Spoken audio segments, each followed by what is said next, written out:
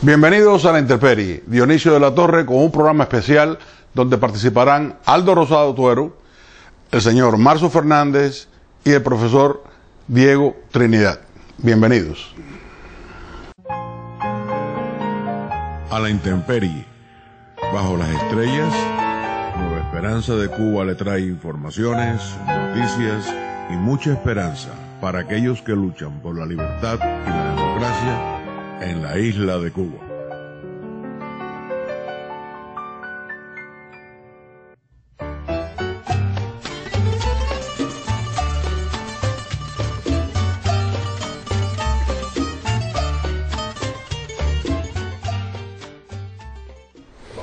Muy bien, queridos amigos, y vamos a comenzar nuestro programa de hoy. Tenemos algunos temas y preguntas que queremos hacerle a los invitados y a Aldo, que es el participante fijo de este programa.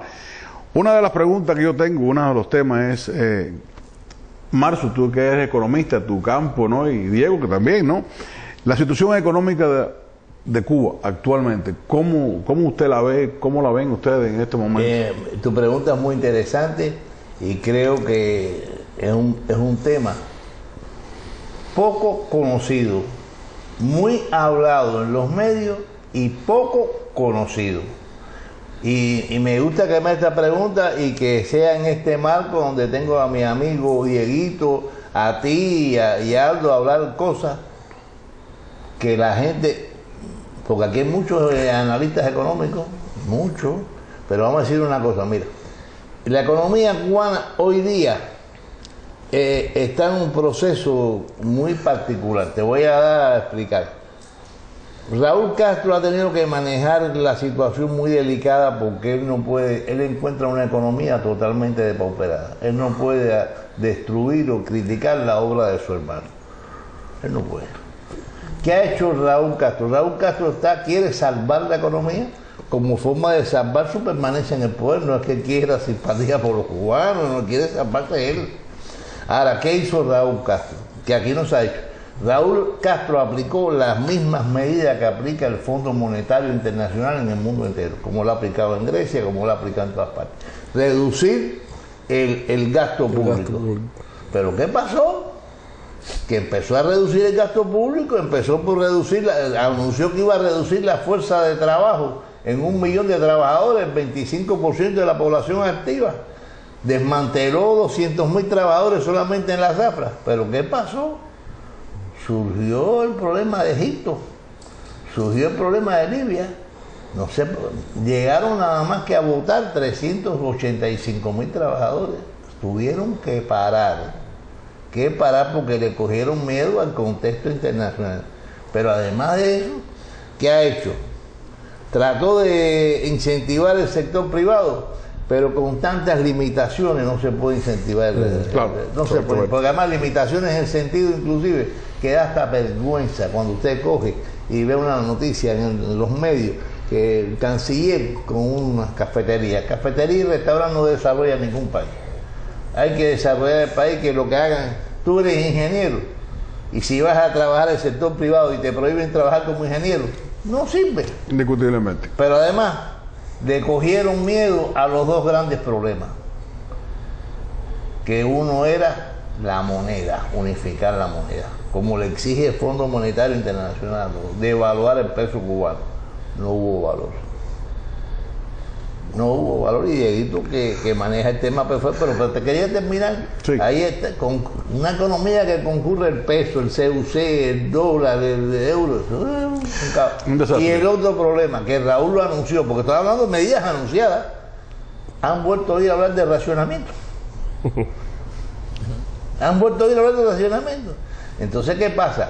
La economía está totalmente colapsada, pero al punto tal, además de un problema muy grave que tiene con la infraestructura del país. El país se cae, se está cayendo, y además que se está cayendo, hay otro fenómeno, porque este tema podríamos estar hablando de Chávez, de la Unión Soviética. Bueno, vamos a tocar a Chávez también. Pero bueno, le dejo a Dieguito. Diego, ¿quieres ampliar? Hay algo más además de eso. Tú estás hablando de las medidas que él ha tratado para ver si puede de alguna manera arreglar O sea, el barco que se está hundiendo, fíjate tú, eso es como, no tiene dedo suficiente porque el fondo. Entonces, como tú bien sabes, más que nadie aquí, el problema principal para contestar a esa pregunta que tú haces de la economía es que nadie sabe nada, ni ellos mismos como él te lo puede decir, porque ellos desde el principio de los años 60, ellos acabaron con la contabilidad.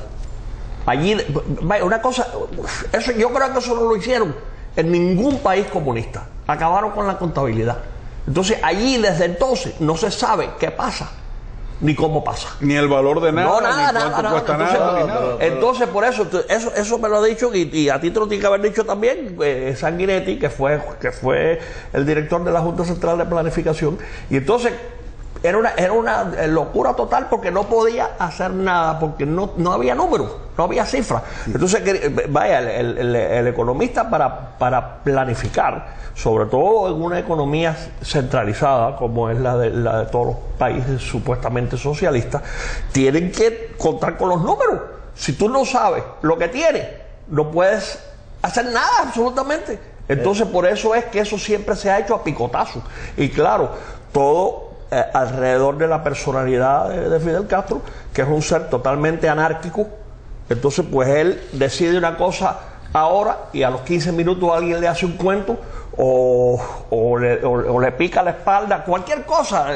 Entonces él cambia de idea cambiar, claro. o se le ocurre una cosa y entonces pues, así no se puede Aldo, ¿tiene tu opinión sobre esto? No, yo creo que cuando nos han dado una disertación de cátedra como los que nos han dado ellos, yo callo. Bueno, ahora viene otra pregunta que está muy vinculada a la anterior, ¿no? Ustedes que son economistas, que conocen bastante de economía, ¿saben o conocen de algún país en el mundo donde se ha establecido un sistema de recuperación económica, como ha hecho Raúl ahora, donde ese sistema ha funcionado? Mira, ahí hay una cuestión que es lo más importante. El pueblo cubano y el gobierno cubano no tienen brújula, no saben hacia dónde van. Están tratando de solucionar los problemas más emergentes con medidas de carácter temporario. Ahí no. Primero, porque el problema fundamental radica en la producción y el país no produce. Un país que está colapsado en el tiempo. Un país que incluso yo le mandaba un artículo a Aldo el otro día, que en el siglo XXI esté buscando boyeros y construyendo boyeros. ¿Qué se puede producir de esperar de un país que está con eso? El país no tiene dirección ninguna. El país está tratando de subsistir esperando el milagro de los panes y los peces, que si aparece petróleo, no aparece petróleo, y muy preocupado con la salud de Chávez, pero en un país que está y que trata por todos los medios de no ser noticia. Quieren que los dejen tranquilos. No hagan ola. No hagan ola. Déjame decirte qué pasa. Pero que hay una realidad, tiene un problema con la población cubana, que ya la población cubana está totalmente ya depauperada. Es una que ya no tiene, lo único que puede quitar, le falta por quitarse arriba son las cadenas. El pueblo está muy decepcionado, el pueblo está, y lo que hay un problema muy serio, que en el orden político y represivo ellos han logrado como es reprimir al pueblo y reprimir a sus dirigentes. Es una oposición, y Aldo lo sabe mejor que yo, que no tiene dirigentes, que todos los fenómenos que se presentan ahí son espontáneos. No hay ningún dirigente que sea de confiabilidad, porque con un artículo que le mandé a Aldo Rosado, lo que hizo el señor Payá, que le entregó 25.000 firmas al gobierno cubano, los 25, es un trabajo que ni la seguridad podía haber hecho nunca. Los nombres de todos los disidentes en todo el país. Vaya, esa es una de las traiciones más grandes que usted puede tener. Diego, pero espérate, una vez más tocando ese tema, esa pregunta que tú haces, eso en todos los países socialistas, desde que empezó el show en el 1917 con la Revolución Rusa, ese es el problema principal, esa pregunta que tú haces de los sistemas socialistas. Los sistemas socialistas no pueden ser mejorados. No se puede, porque es que el sistema no sirve. Él ha escrito sobre eso. El sistema de entrada No no funciona. Entonces, si una cosa no funciona, ¿cómo tú la vas a poder mejorar? Es imposible. Pero va más allá. Cuando se trata de mejorar, entonces es peor todavía, porque entonces todos los problemas que están más o menos se están bandeando, como le está diciendo, no hagan ola. Al final de Rusia era un país completamente, en cierta manera peor que Cuba, en cierta manera mejor, porque era un país más grande y más rico, pero ellos estaban ahí estabilizados en un sistema que no servía, pero viviendo día a día. Cuando Gorbachev llega y trata de modificar eso, que principalmente cuando trata de abrir el sistema, y ahí es donde se desborda todo. Por eso es que cuando fue allá a Cuba, él lo sabe bien, el tipo le dijo, este hombre está loco, porque él sabía bien que eso no se podía hacer en ningún lado, y en Cuba no se hizo. Pero mira, Dionisio, perdóname, cuando la gente dice que el sistema no funciona, no es porque la gente sea mala o sea buena. Claro que no. Es el sistema. El que sistema. no funciona. No, porque además hay una cosa que nadie ha podido todavía en la elaboración de la teoría social y la construcción del socialismo, ha podido resolver, que es el dueño. El dueño es insustituible. Claro. El único que se levanta los 7 días de la semana a ordeñar la vaca a las 4 de la mañana, que no tiene vacaciones ni 31 ni 24, es el dueño. El dueño de la vaca. Aldo, Y no hay dueños, hay funcionarios. Hay burócratas. Administradores. Eso fue lo que le pasó a Lenin cuando implantan el sistema en Rusia. Todos ellos se quedaron, bueno, en primer lugar ellos no sabían lo que estaban haciendo, porque era un experimento que era la primera vez que se trataba de hacer. Pero entonces, la gran sorpresa fue como en cuestión de 2 o 3 años se creó una burocracia gigantesca en Rusia.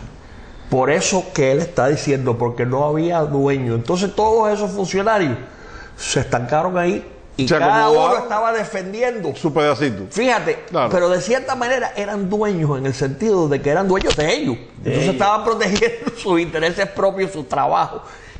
Pero no es lo mismo, porque el dueño hace más que eso. El dueño está tratando de ganar dinero en primer lugar, no de subsistir. Correcto. Aldo, ¿algo que tú quieres ampliar sobre este punto? No, yo simplemente quería decir que yo creo que los jerarcas ni el mismo Raúl saben en realidad qué modelos ellos quieren ni qué modelo van a implantar. Yo creo que ellos están, como dijo Marzo, tratando de resolver el problema día a día y tratar de asegurar el futuro económico de sus familias. Cómo ellos se van a perpetuar el más tiempo que pueden, cómo pueden lograr para sus herederos la mayor cantidad de riqueza posible, y mientras tanto pues confiar en Chávez. Si Chávez se muere, confiar en que gane Obama y que aquí se llegue a un arreglo, y por último confiar en que este exilio, ahora con esta nueva reunión que están planeando, sea el que le saque las castañas del fuego. Pero ellos no saben en realidad ni qué sistema ni qué modelo van a implantar. Pero sí te quiero decir una cosa, y que he hecho algo, y creo que esto hay que reiterarlo hasta que nos cansemos. Ellos se están repartiendo el patrimonio nacional. Indiscutible. A eso queremos ir. Se están repartiendo el patrimonio nacional. Cuando digo se están repartiendo, ellos están previendo una transición tipo rusa, que los rusos del Partido Comunista de la URSS hoy son los hombres más ricos del mundo. Exactamente. Ellos están pensando en eso. Vamos a hablar ahora algo sobre, me molesta decir disidencia, porque yo espero que a esta altura del juego ya no haya disidentes, que sean más bien opositores. Sí, pero es que ese es el problema. Ellos insisten en llamarse ellos mismos disidentes. Bueno, vamos a hablar de los opositores. ¿Cómo ven ustedes la oposición? Mira, en Cuba? yo te confieso a ti, yo soy un economista, y no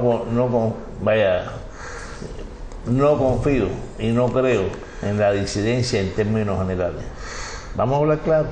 Ellos tienen ahí que estar sometidos las 24 horas del día a una presión brutal de todos los mecanismos de la seguridad.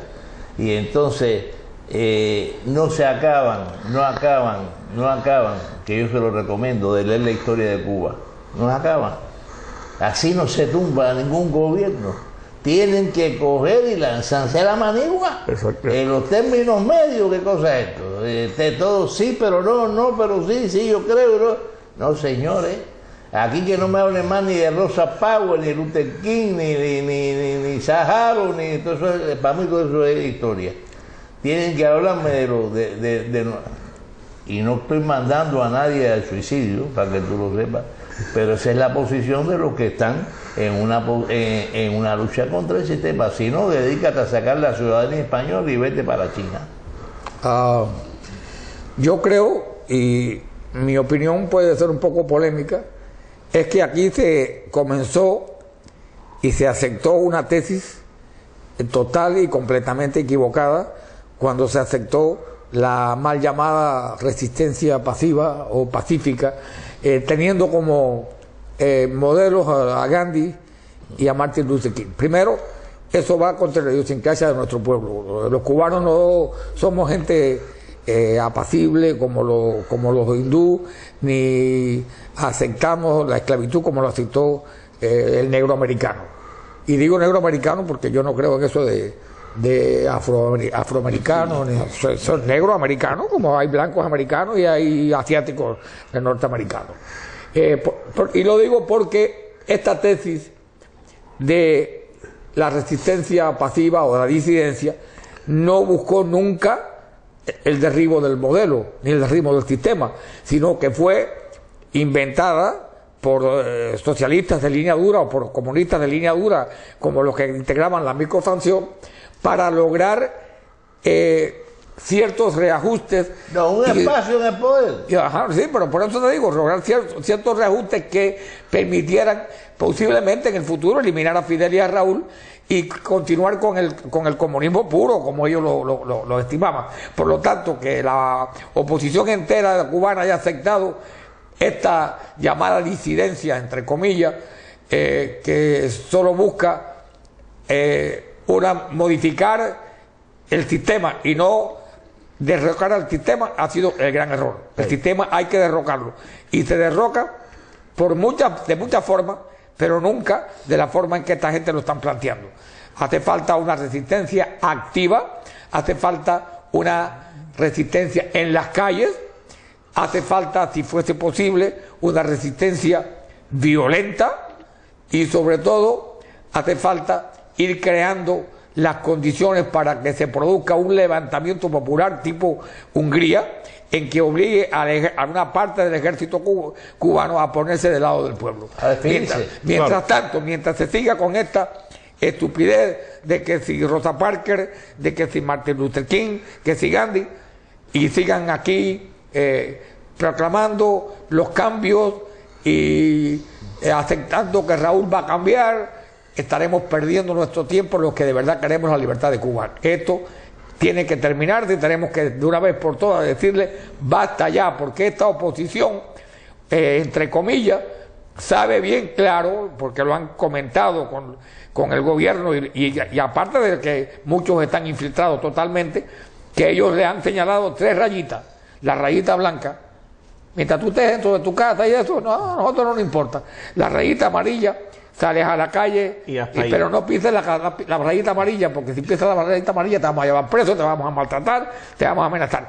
Ahora, si te atreves a pisar la raya roja, te vamos a moler. Y eso lo saben los llamados líderes de esa disidencia, y ninguno de ellos pasa de la raya amarilla.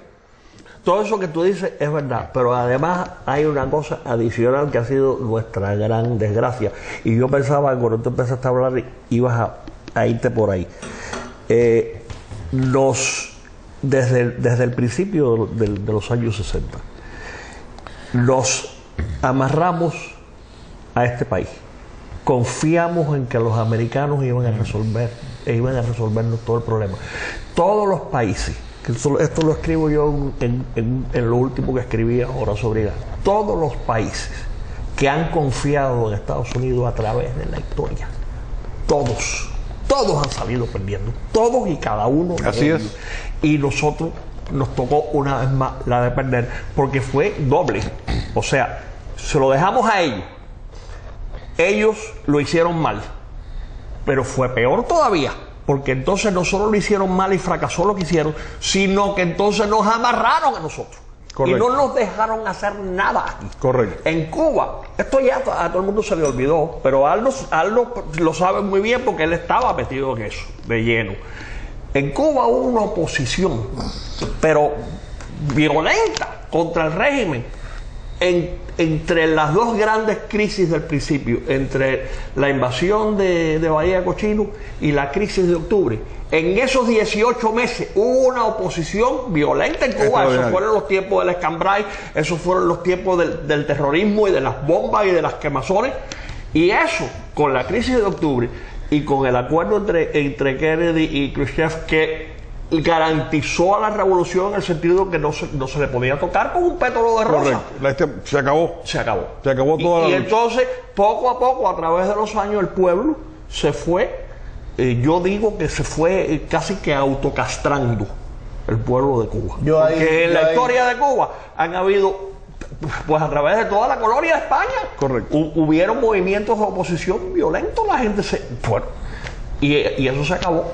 Otro punto que yo veo en la oposición que plantean en la lucha pacífica, incluso hablan algunos de la lucha pacífica activa, ¿no?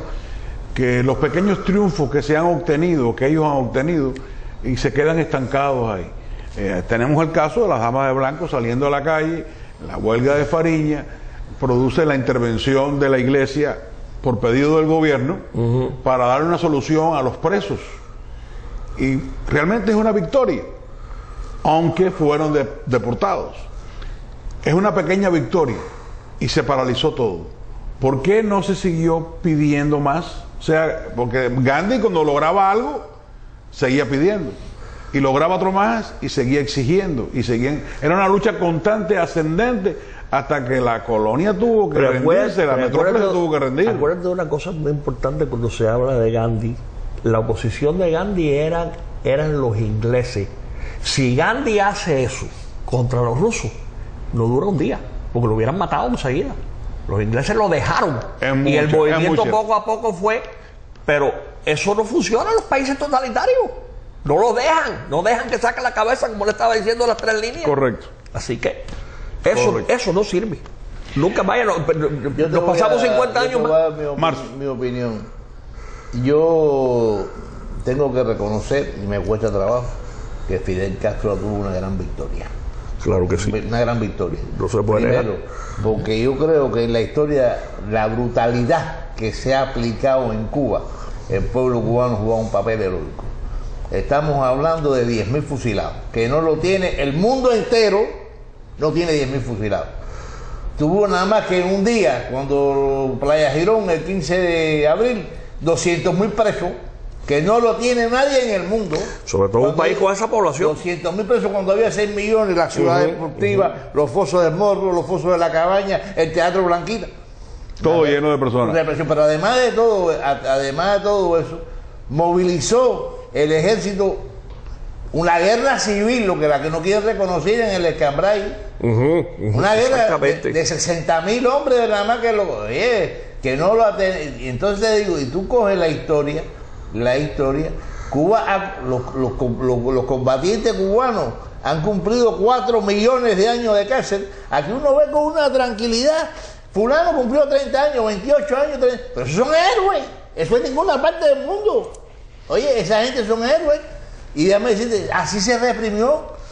Fidel acabó. Y si Fidel tiene mañana, hoy, le tiene que cortar la cabeza como se la cortó a Ochoa, como se la cortó a Bragante, como se la ha cortado a todo el mundo, no tiene compromiso con nadie. Es el artífice de la represión en Cuba. Lo mismo, Fidel no ha tenido compasión con nadie. Y entonces digo, todo eso parece como si la gente hubiera estado... No, aquí la gente ha peleado. Indiscutiblemente. La gente ha peleado, de verdad. Ahora, ¿y qué pasa? Oye, y lo que pasa es que se reprimió con una brutalidad y con una hazaña que no tiene paralelo en la historia, ni Hitler, mi amigo. Vamos a venir aquí a Latinoamérica, algo que nos toca bien de cerca, ¿no? Sobre todo por nuestros amigos venezolanos. ¿Cómo ustedes ven este problema de la enfermedad de Chávez, que muchos dicen se va a morir, otros que no, que se va a curar? Vamos a partir del punto, vamos a pensar que no se va a morir, pero que va a perder las elecciones. Oye, Que va a haber un cambio. ¿Cómo afectaría ese cambio, tanto ya sea por la muerte de Chávez? Porque indiscutiblemente el movimiento bolivariano no creo que tenga otra figura que pueda competir con la oposición. Pero vamos a asumir que se pierda y que la oposición en estos momentos sea la que va a regir los destinos de Venezuela a partir de octubre. ¿Qué va a suceder con Cuba? yo te voy a hacer a comentar esa pregunta, pero antes quisiera hacerte una propuesta. Tenemos aquí el momento excepcional de tener aquí al señor Diego Trinidad. Y creo, cuando digo esto, porque uno de los triunfos más grandes que ha tenido el gobierno cubano es la penetración en las instituciones de este país, Indiscutiblemente. en las instituciones académicas, Sí. en las instituciones culturales. Y creo que aquí el único de nosotros que es escritor y que ha trabajado directamente en ese giro es el señor Diego Trinidad. Y creo que eso, porque estamos viendo esto es un sistema. Esto no es los 5 espías, esto es la Ana Belén y esto es la Universidad de Miami. Y creo que Diego conoce, es de los pocos que conoce.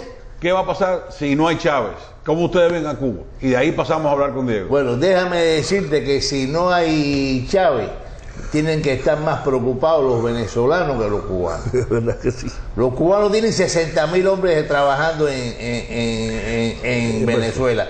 Controlan Petrocaribe, controlan el Petrosur, lo controlan los cubanos. Tienen el petróleo guardado ya, la refinería almacenado cerca de 1.000 millones de barriles de petróleo. Y no hay los sistemas de inteligencia, la DICIP radica en línea y A, para que tú lo sepas, la DICIP venezolana. Los servicios de relaciones exteriores son monitoreados de La Habana. Oye, la DICIP radica en La Habana. Quiero decir que los venezolanos tienen que estar más preocupados que los cubanos. O sea que Venezuela va a seguir colonizada por Cuba. No, controlada. Y nadie puede conspirar en Venezuela que no lo sepa el gobierno cubano. Los gobiernos cubanos y el coronel Machado, el ayudante de Chávez, que es un muchacho, un joven de 50 años, que la madre era Rebeca, la jefa de centro en México. Para tener acceso a Chávez lo tiene que autorizar el coronel Machado, ¿tú sabes? Interesante. Sí, implantaron el sistema de seguridad de Cuba. Y yo te digo, y además los cubanos ya los pasaron por la Unión Soviética, pasaron por la calle, que tienen experiencia, están haciendo la piñata. No, ellos están preparándose para eso. Ellos no están esperando que a Chávez que Chávez le dé el patatún, ellos no están esperando por eso. Aldo, Diego, por favor. Al principio del año pasado, Dionisio, hicieron un programa en la Universidad de Miami que llevaron a varios expertos y estaban hablando de la posibilidad de lo que pudiera pasar en Cuba. La misma pregunta que tú le estás haciendo a Marzo de si se acaba la ayuda de Venezuela. Entonces todos ellos estaban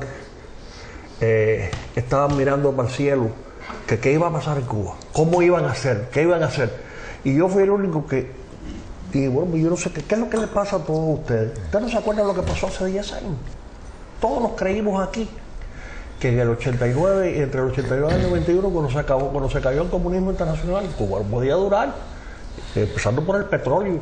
No pasó nada. ¿Qué pasó? Tú lo sabes bien. Que se apretaron como siempre ha pasado en esos sistemas. Correcto. Entonces ahora ellos están, como le está diciendo, ellos están planeando ya lo que va a pasar si se les acaba la ayuda, que no se acabaría. Yo no creo que se acabaría de un día para otro tampoco, aunque se muera, aunque el tipo se muera, yo no creo que porque en parte por lo que le está diciendo, porque tienen controlado. Pero ellos están previendo, ellos pueden importar petróleo de varios países, ¿cómo se llama? De Angola, de Irán. Y te voy a decir una no es fácil, cosa, porque Venezuela está ahí al lado, pero bueno. Y te voy a hacer un pronóstico. Y con la condición que lo tienes que publicar y lo voy a ver. Si se cae el petróleo de Venezuela, lo pone este país. ¿Estados Unidos? Estados Unidos, porque no quiere que pase nada en Cuba. Él tiene toda la razón en eso que no quiere que pase nada en Cuba. Eso me lo han dicho a mí varias personas del otro lado. Y me han dicho eso. Es más, el último que me lo dijo, bueno, ese no está del otro lado. Carlos Sánchez, que fue el ex ministro de Defensa de Bolivia. Carlos es uno de los que me ha dicho eso. Lo que acaba de decir Marzo, Estados Unidos, no. Si se acaba, lo salvan ellos, porque ellos no pueden permitir un éxodo de 1 millón de cubanos para acá. Una vez más, se ha planteado que la revolución cubana y los 53 años de catrismo es producto del beneplácito de los Estados Unidos. Eso. Aldo, ¿qué me tienes que hablar de esto? No, simplemente yo iba a decir, pero Diego se me adelantó, precisamente que una de las alternativas que ellos están planeando es precisamente eso. Ellos están jugando al arreglo con Obama y están, mientras tanto, como medida paliativa de ayuda, están planeando esta famosa reunión de los respetuosos. Claro. Y allí cuentan con Carlos Saladriga y unos cuantos comerciantes, verdaderos carpetbaggers, que quieren ir a Cuba a comprar los negocios a centavos por el valor de $1. Y ellos, con ellos cuentan con eso hasta noviembre, a ver qué ocurre en noviembre, que puede haber 2 escenarios. Un escenario que sería el triunfo de Obama, y que para mi entender, mi pobre intelecto me dice que Obama, no teniendo ya que reelegirse, iba a entregarse de patas y manos, se iba a bajar los pantalones tranquilamente ante el gobierno y decirle: aquí está todo lo que ustedes quieran. Pero acuérdate que Raúl Castro ya se jugó, ya hizo esa apuesta en el 2008 y se la jugó a que precisamente cuando ganara como ganó, se iban a abrir, todas las puertas al paraíso, y no pasó nada, porque todo fue un show, como todo lo que ha hecho el tipo este. Lo único que hace él es hablar, como hizo Fidel Castro por 50 años y como lleva Chávez haciendo por 12. Su única arma es la lengua. Sí, pero la gran diferencia del 2008 todo es mentira, él ahora, promete y no cumple nada. Sí. La gran diferencia del 2008 ahora con el presidente Obama es que en el 2008 él tomaba posesión pensando en una reelección. Sí. Y ahora, si toma el poder nuevamente, ya no le preocupa nada. Eso es verdad. Pero yo no creo que... Vaya, mi amigo, Dios te oiga. El día que más cerca estuvo todo fue con el 2004, cuando Jimmy Carter regresó a Cuba y fue a ver al presidente Bush. Y le digo: si quita el embargo, se autorizan 2 partidos políticos más y se liberan a todos los presos. Y dice Bush: me da una pena, pero van a tener que seguir presos. No, yo creo... Todo un cuento de camino, hombre. Yo creo que hay una cosa interesante.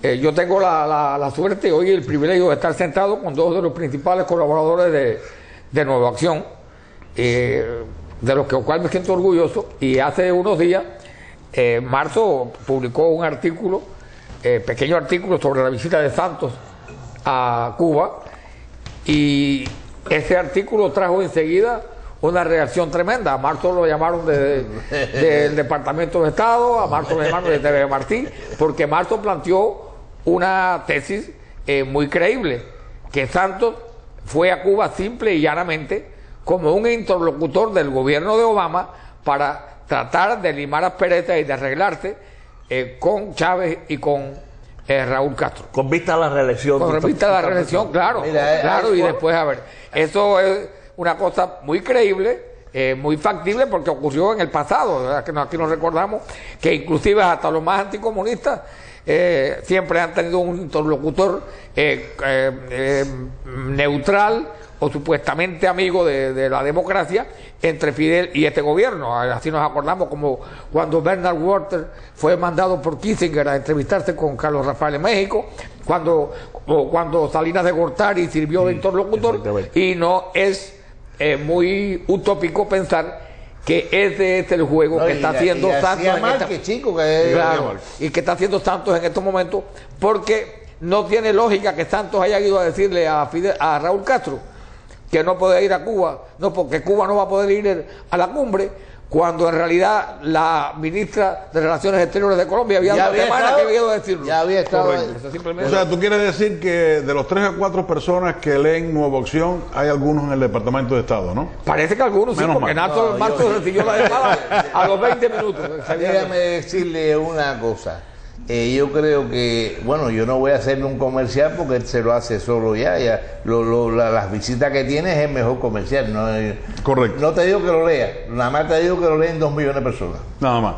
Vamos a ir al punto que tú planteaste, sobre la penetración, porque indiscutiblemente a muchas personas dicen, no, los 5 espías, que Ana Belén, que el otro espía, que si aquel que se llevó el avión y que se fue, que Pablo Roque, que el otro. No, esto es un proyecto, esto es un plan bien estudiado, bien planificado por la Internacional Comunista, por todos ese ente, eso es un organismo de gente pensando de cómo tomar el poder. Absolutamente. Y el caso de Ana Belén Monti, que se le echó tierrita, ¿sí? Porque hicieron un arreglo para que no hubiera juicio y no hubieran declaraciones. Cuando eso pasa, pues no se sabe lo que pasó, porque ella se declaró culpable y sencillamente ahí está. Condenada ya. Entonces, ¿qué pasa con eso? Han dicho, sobre todo el tipo que la agarró a ella, del FBI, él ha dicho públicamente que esa mujer ha sido la espía que más daño le ha hecho a Estados Unidos en la historia del espionaje. Y en el caso de Cuba específicamente, pero no fue Cuba nada más, porque ella ya a esas alturas, cuando a ella la agarraron, ya Cuba estaba pasando esa información. O sea, ya Cuba no era el problema. Pero por otro lado, ella, a través de casi 20 años, influenció la política de Estados Unidos hacia Cuba de tal manera que convenció al gobierno americano, incluyendo desde el gobierno, desde la administración de Reagan, empezó esto, que Cuba no era un problema para Estados Unidos. No estamos hablando de un peligro, por supuesto que Cuba no era un peligro directamente en el sentido, pero sí era un gran problema, y como lo ha sido siempre, por eso, porque esa información se la pasaban a todos. Pero lo más importante de todo fue la influencia que ella tuvo en cambiar la manera de pensar si es posible. Todavía hizo más que, o sea, que el gobierno de Estados Unidos viera a Cuba como una cosa completamente inconsecuente, inofensiva, una molestia más que otra cosa. Y Cuba ha sido el gran cáncer del mundo entero desde el año 59. Esa es la realidad. Y este país, los gobernantes de este país, de todos los bandos, de izquierda, de todos los dos partidos, nunca han entendido eso.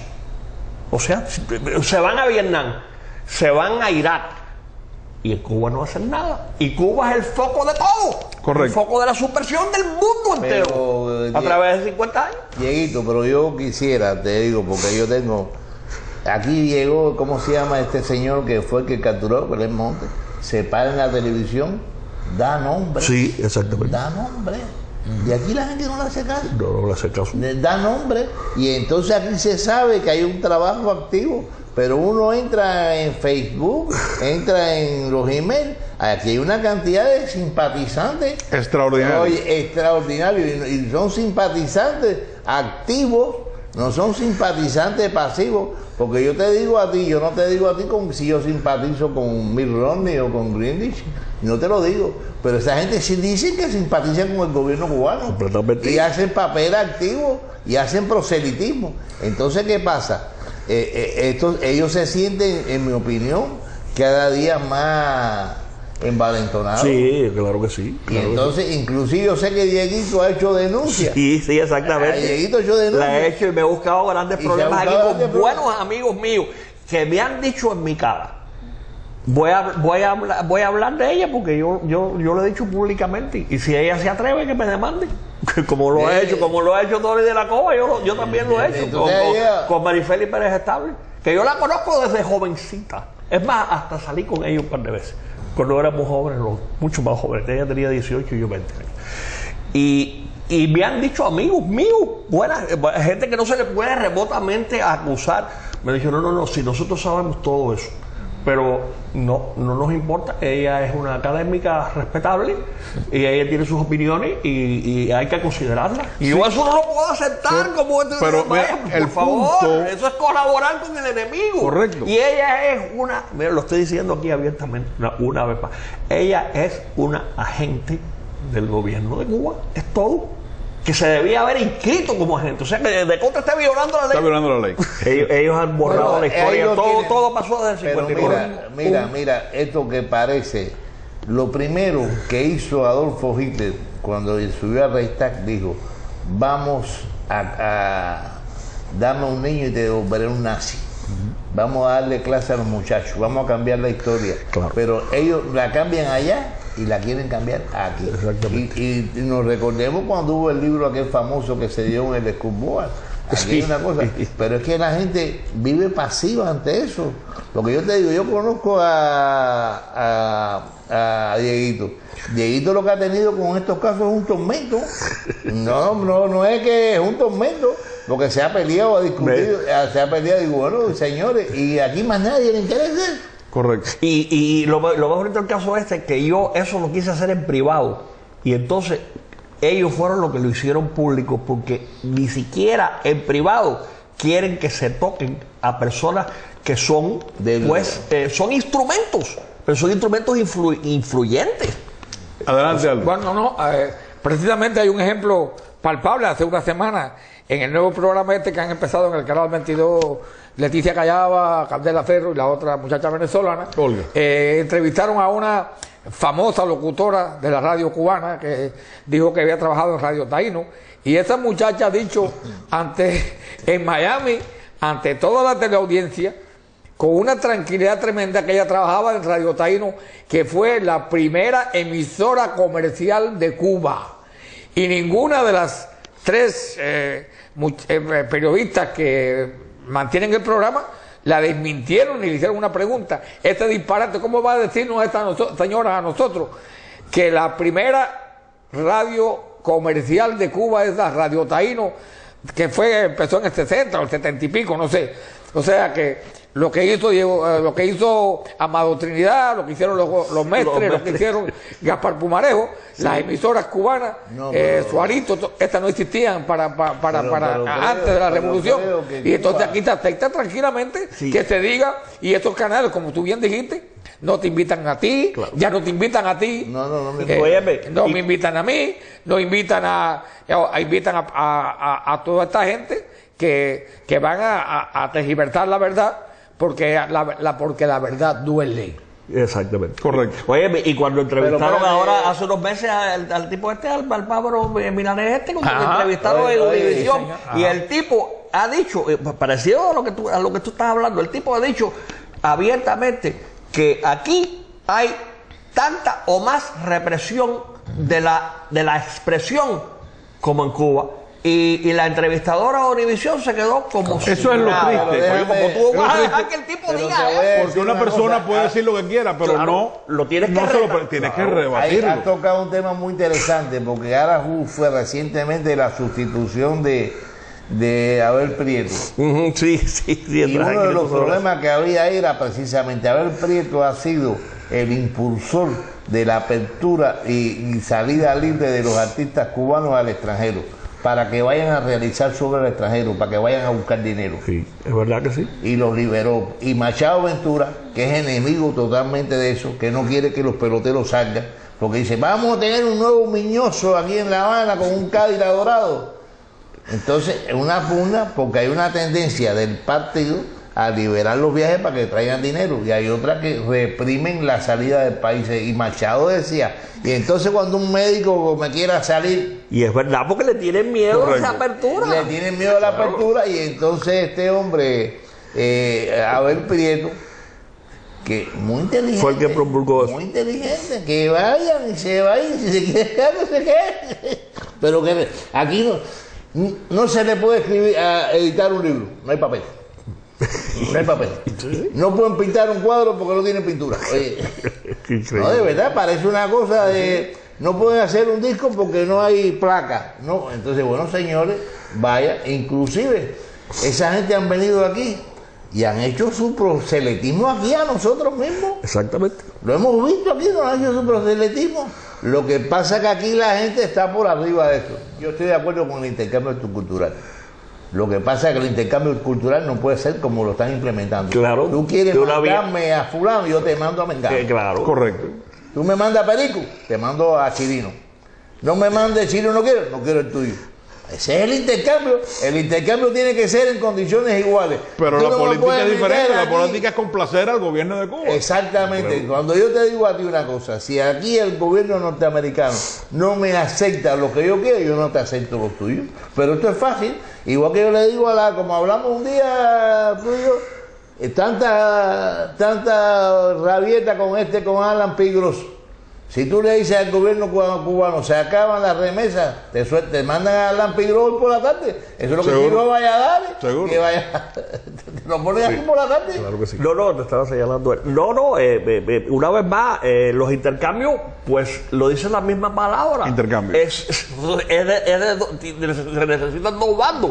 Es lo mismo que el famoso diálogo. Para dialogar, tú necesitas dos partes. Tú no puedes dialogar contra la pared.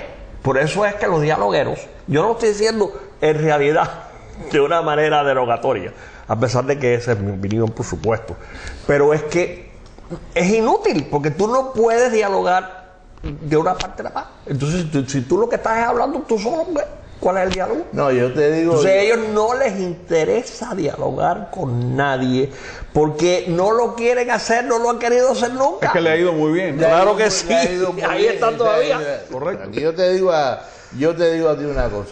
Uno, no es que sea en la posición extrema, que uno sea que quiere un baño de sangre en Cuba. Yo estoy en contra de todo eso. Yo lo que quiero es que estos señores se acaben de ir del país, más nada. Eso es todo lo que se quiere. Más nada. Y Pero- si ellos fueran... Pero no se van. Quiero No traer sé un puntico, nos queda un minuto y quiero ser breve. A veces a mí me sorprende de muchos opositores, y quiero regresar a los opositores para cerrar con los opositores, es que te hablan de un cambio, queremos un cambio, y queremos un cambio. Yo todavía, no sé, quizás tenga un error, no he escuchado un solo líder o un opositor que diga yo quisiera ser presidente de mi partido, yo quisiera que mi partido corriese en unas elecciones, yo quisiera ser alcalde de mi pueblo, yo quisiera ser presidente, yo quisiera ser ministro. Nadie quiere ser nada, ninguno tiene aspiración política. Todo lo hemos llevado a no sé, algo social, como que si puedo comprar un poquito más, si tengo un poquito más de dinero, ya soy feliz, Eso es todo. sin libertad. ¿Estamos de acuerdo en esto? ¿Qué ustedes opinan? Eso es una vez más, sin libertad. Cuando nosotros llegamos aquí, la primera emisión que transmitía en español era lo que es hoy en día, creo que es Radio Mambí o el 710. Sí. Se llamaba WGBS. Esa estación tenía un programa a las 11 de la noche y abría y cerraba el programa con esa frase: sin libertad la vida nada vale, únete a la lucha contra el comunismo. Y eso se le olvidó a los cubanos ya. Lo que quieren es, como tú estás diciendo, un poco más, algunas mejoras, sobre todo económicas. La libertad no importa. No importa. Y Mira, los mismos de aquí, como que los que quieren un arreglo. Están trabajando. No, eso no, olvídense. Eso de la viene libertad, después. eso viene después. Mira. Vamos a resolver adoptando hasta la terminología de ellos mismos. Mira. Y no, hay que empezar por los principios. La libertad es lo más importante de todo. Desgraciadamente estamos con el 75% de la población nació después del 59, que tiene una generación que tiene ya 60 años, va a cumplir 60 años, no son ninguno joven, que fueron preparados, adoctrinados y criados con que le cambiaron la historia de Cuba. Ante el 59 nada más que había en Cuba ladrones, delincuentes, los patriotas seremos como Che, Camilo, de toda esa parafernalia. Y esa gente, aunque usted no lo crea, mi amigo, el cerebro se lava. Siempre vienen aquí y tienen una... que cuando dice, yo te voy a decir las cosas buenas del socialismo, las cosas buenas del socialismo que me la diga la mamá de Fidel. A mí no me interesa que me lo diga más nadie. Muy bien, queridos amigos. Llegamos al final de este programa especial. Espero que a ustedes les haya gustado como nos ha gustado a nosotros. Lo hemos pasado muy bien. Y nada, los invitamos a la próxima vez. Y como siempre decimos, que Dios bendiga a Cuba y para Cuba libertad.